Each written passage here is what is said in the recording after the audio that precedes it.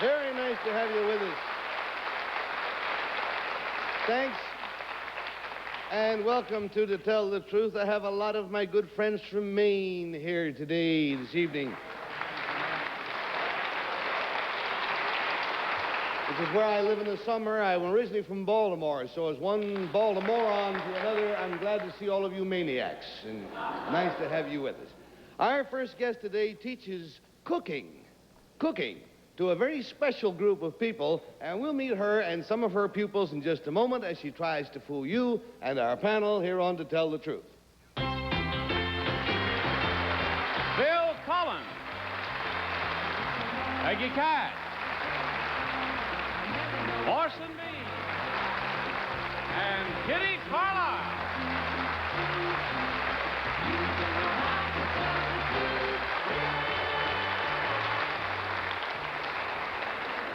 Hey there, is anybody hungry? Yeah, I am. I had very little. Cookie. Could you cram down a little something for manners' sake? I think so. I want to tell you, we've got some goodies for you today. Seaweed. No seaweed. No seaweed, No good. sea slugs. We've got some real yum-yums for you today, and they're going to be presented to you by the very same gourmet chefs who cooked them just for you. Chefs, will you come in, please?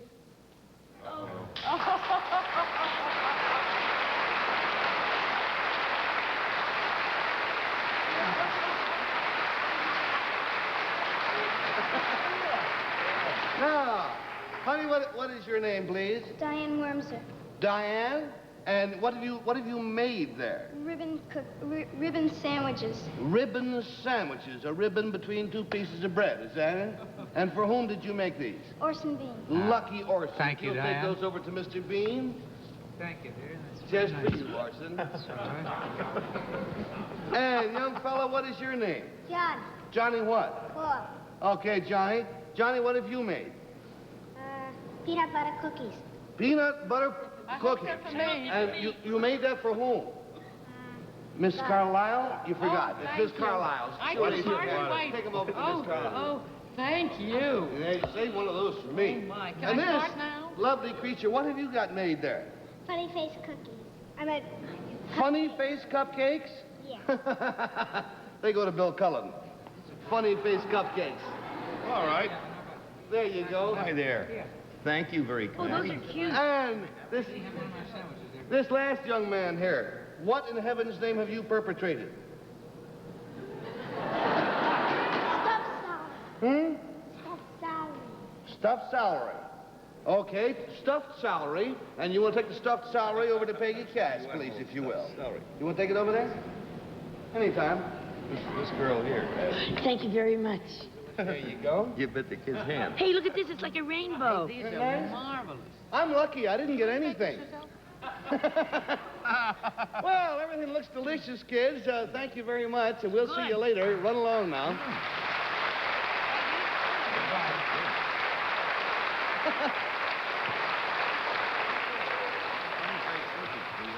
Now let's meet the lady who taught these youngsters to cook. Number one, what is your name, please? My name is Eileen Paul. Number two. My name is Eileen Paul. Number three. My name is Eileen Paul. Two of those folks, of course, are not telling the truth. Only one of them is indeed Eileen Paul, and here is her story. I, Eileen Paul, firmly believe that you're never too young to learn to cook.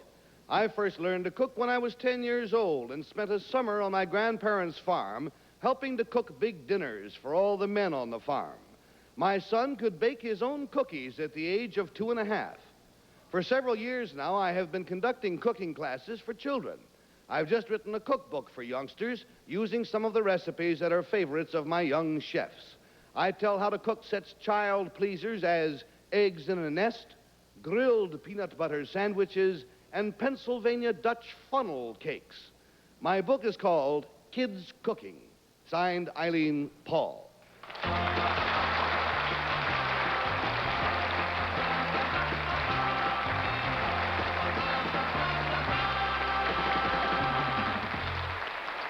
And while our panel is nibbling away, we'll let you chew on these thoughts for a while. Now, keep in mind that all three of these ladies claim to be Eileen Paul, author of Kids Cooking. And we'll start the questioning with the lady who is enjoying her stuffed salary, Yeah. Becky Cass.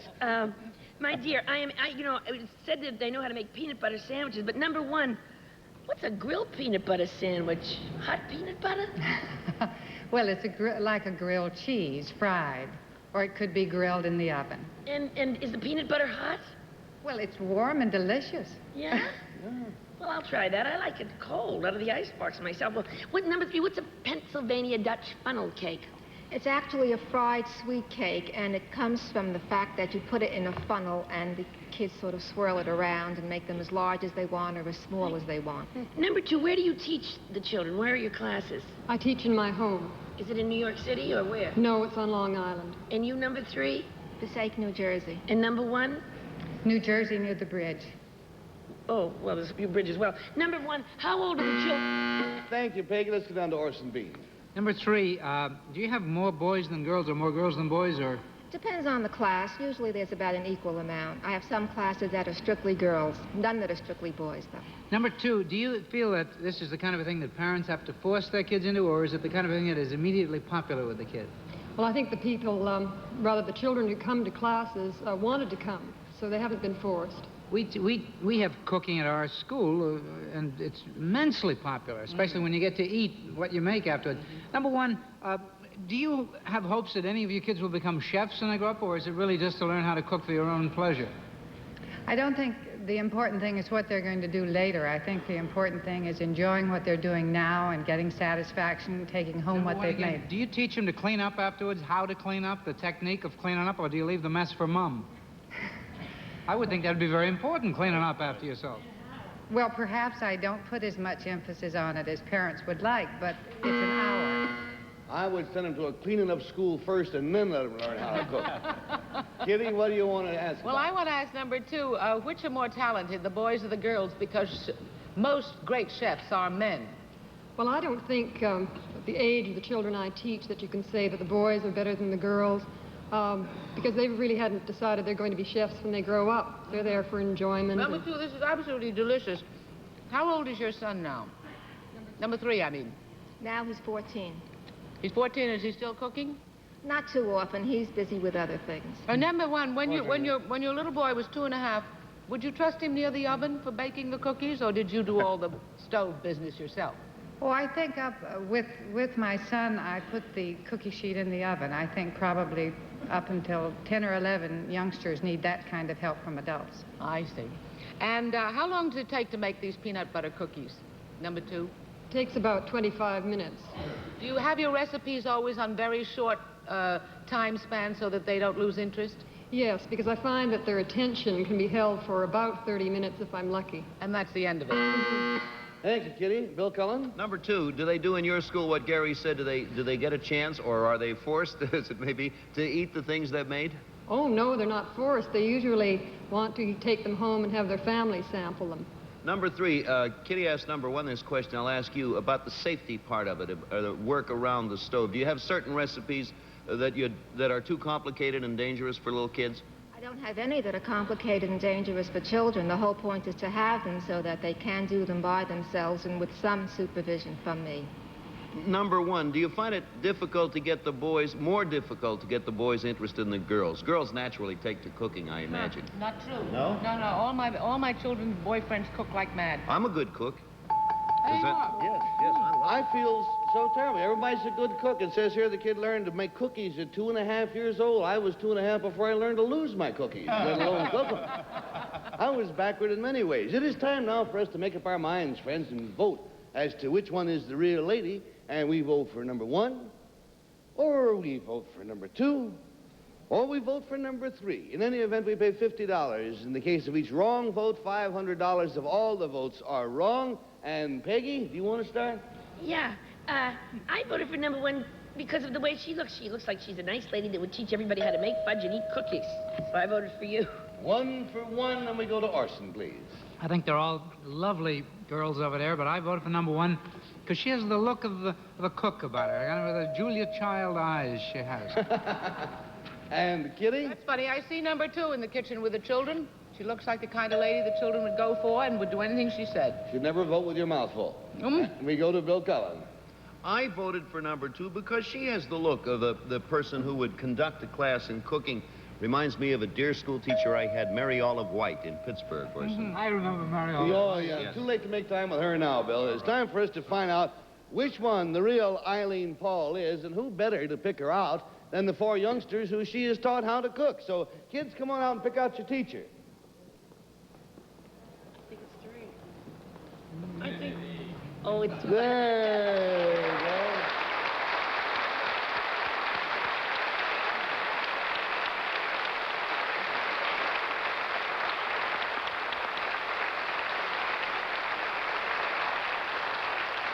Thank you very much. Number 2, you got 2 wrong votes. What is your real name, please, and what do you do? My name is Marnie Reed, and I'm an astrologer.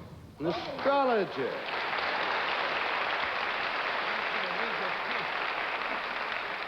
And number 3, what is your real name, please, and what do you do? My name is Jocelyn Dobrow. I work for American Home Products Corporation. We make Bicidol.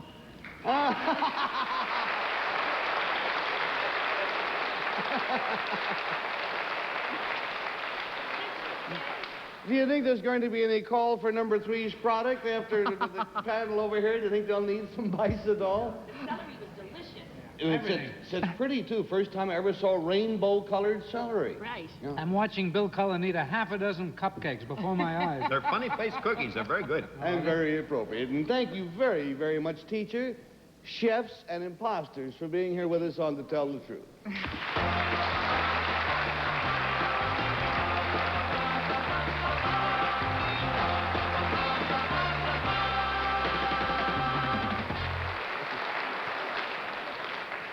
Now, our next guest knows a great deal about locks. That means, of course, he could be a burglar, he could be a hairdresser, could be a Jewish chef. Any one of the 3. We're going to find out about this in just a moment. Now, let's meet the man who knows his locks. Number 1, what is your name, please? My name is Captain James B. Wallace. Number 2. My name is Captain James B. Wallace. Number 3. My name is Captain James B. Wallace. And here is the story of James B. Wallace. It says, I, Captain James B. Wallace, pilot ships through one of the greatest industrial wonders of the world, the Panama Canal. It is my job to guide ships through the entire 50-mile length of the canal. Once I take over the bridge, the ship is in my command completely. Oddly enough, when you travel from the Pacific to the Atlantic Ocean via the canal, you are traveling from southeast to northwest. The drama of a ship going through the series of man-made locks is unparalleled. And here is how it works. The first set of locks at Maria Flores Lake takes the ship 54 feet above sea level in 2 giant steps. Then the next set of single locks beyond Miraflores moves the ship 31 feet higher to a total of 85 feet at the entrance of Gaylord, the unbelievable slash through the Continental Divide. The ship stays at that level across the great man-made lake called Gatun, and at the farther end, the ship descends the water stairway in 3 steps of about 28 feet each to the Atlantic Ocean, 85 feet in all. Amazingly, no important change has been found to improve the waterway since its completion in 1914.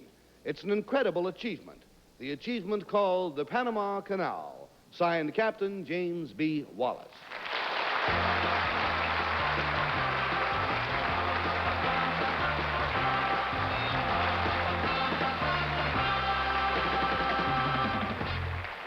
And a boating buff is Bill Cullen, so why don't you start, friend? Yeah, number 2, what are those little engines called alongside the locks when you're in the lock proper that pull the ship through?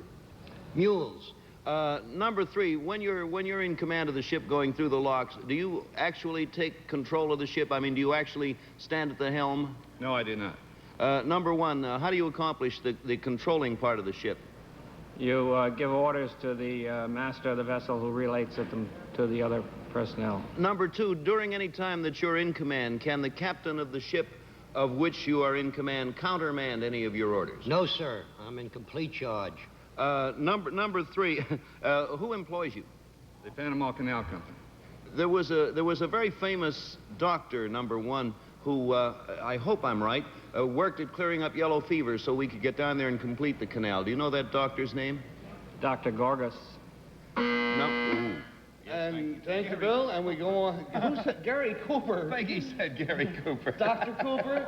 Peggy? No, number one, Dr. Gorgas. That wasn't the name of the guy in the movie.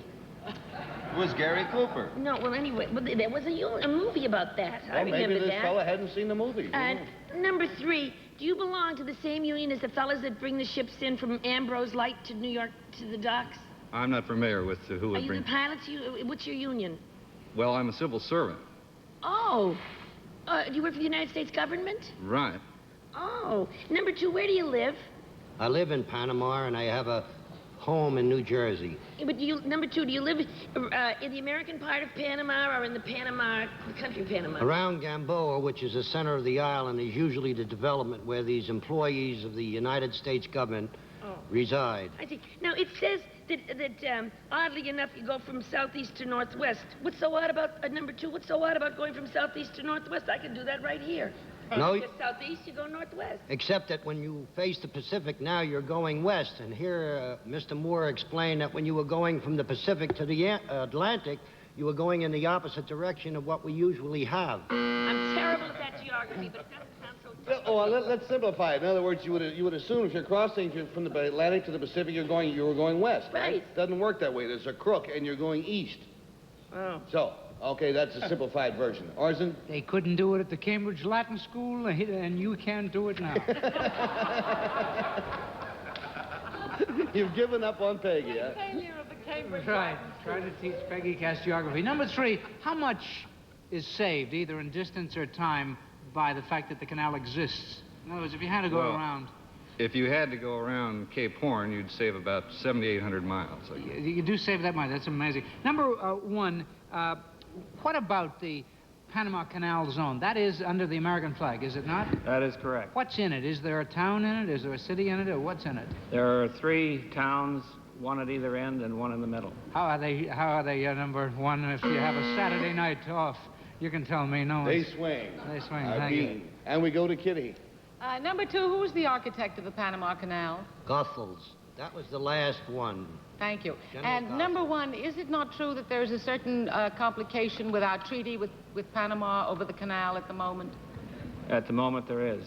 And number one, what is the seawater canal that is proposed? What would that do? Number three? Number three? Yeah. It would involve digging another canal south of the present canal. Thank you. Number two, now what happens to the boats that are going from the Panama to the Atlantic? I mean, from the Pacific to the... Do they have a whole other canal, or do they meet in the middle with the boats and... No, come head on? there's a wall between. We have what they call north and south traffic, which is divided by a wall in between. Two-lane highway, in other words. A two-lane highway. Yeah, that's kind of the idea. That does us in for questioning time. We got to make up our mind which one of these fellows it is. Is it number one? Or is it number two? Or is it number three? If you were up here, it would cost you $50 for each time you guessed wrong. It would cost you $500 if you never guessed it right. And so, Bill Cullen, you must start the voting, please. Gee, I was all set to vote for number two, but I think that whether you're in the canal or whether the Sandy Hook pilot has your ship or a docking pilot has your ship, the captain of that ship is ultimately responsible and can countermand any order, I think, no matter where you are. So for that reason, I voted for number three. I think That's one for three. Don't look at me. And let's go to Peggy. Well, I don't think so. Otherwise, if the captain knew so much, they wouldn't have to hire the guy from the Sandy Hook. They only do that for union purposes. Oh, baloney. Legal purposes, yeah. Well, anyway, I believe that it's number two because he looks like a seafaring man to me. Why don't you switch to Ambrose Light and live home? So we've got one for three and one for two, and we go to Orson, please. If three were the captain, he would still do what two said. When two says, I am in command, that's it. You don't fool around. All right. So there's two for two and one for three, and what does Kitty think? I don't know. Number one confused everybody with that fellow who played Gary Cooper. So I voted for number three. You voted for number three. All right, it's two for two and two for three. The votes are in. Will the real Captain James Wallace please stand up?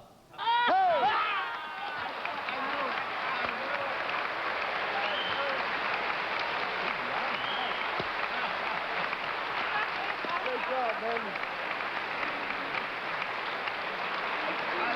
$500 is what they get. First time this week we've stumped the panel completely. Congratulations. Number 2, you were great. What is your real name? What do you do? William J. Williams, and I'm an attorney. Oh, Biddy is, too. Number 3, you got 2 votes. What is your real name, please, and what do you do? My name is Roger Elander, and I'm an international credit manager for Texaco Incorporated. Ah.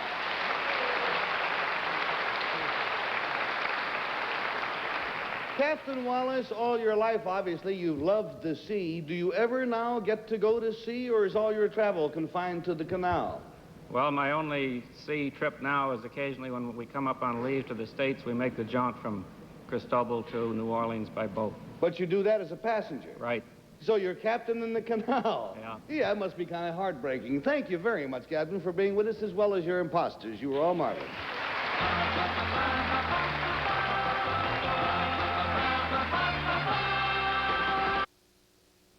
To settle an argument, Bill, we just sent a messenger backstage. The captain says that you are right, that the captain of the ship can override the pilot, except in the Panama Canal. It's the one place in the world where the pilot has the last I'm not going there. Don't go. Well, you're going to go bye-bye. We'll see you tomorrow. Promotional consideration provided by American Airlines. Traveling on business or traveling for fun, it's good to know you're on American Airlines. This is Johnny Olson speaking for To Tell the Truth, a Mark Goodson, Bill Todman production.